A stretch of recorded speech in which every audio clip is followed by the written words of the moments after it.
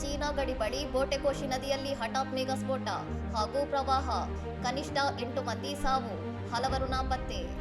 ನೇಪಾಳದ ಚೀನಾ ಗಡಿ ಸಮೀಪವಿರುವ ರಸುವಾ ಜಿಲ್ಲೆಯಲ್ಲಿ ಬುಧವಾರ ಸಂಭವಿಸಿದ ಭೀಕರ ಮೆಗಾ ಸ್ಫೋಟ ಹಾಗೂ ಬೋಟೆಕೋಶಿ ನದಿಯ ಹಠಾತ್ ಪ್ರವಾಹದಿಂದಾಗಿ ಕನಿಷ್ಠ 8 ಜನರು ಸಾವನ್ನಪ್ಪಿದ್ದು, ಹಲವಾರು ಮಂದಿ ನಾಪತ್ತೆಯಾಗಿದ್ದಾರೆ.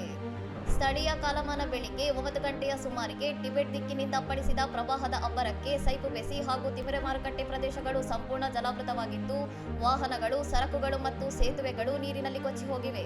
ಸ್ಥಳೀಯವಾಗಿ ಮಳೆಯಾಗದಿದ್ದರೂ ಟಿಬೆಟ್ ಗಡಿಯುದ್ದಕ್ಕೂ ಉಂಟಾದ ಈ ಭಾರೀ ಪ್ರವಾಹದಿಂದಾಗಿ ದೊಡ್ಡ ಮಟ್ಟದ ಸಾವು ನೋವು ಸಂಭವಿಸಿದ್ದು, ರಕ್ಷಣೆಗಾಗಿ ನೇಪಾಳ ಸೇನೆಯು 2 ಹೆಲಿಕಾಪ್ಟರ್ಗಳನ್ನು ಹಾಗೂ ವೈದ್ಯಕೀಯ ತಂಡಗಳನ್ನು ರಂಗಕ್ಕಿಳಿಸಿದೆ.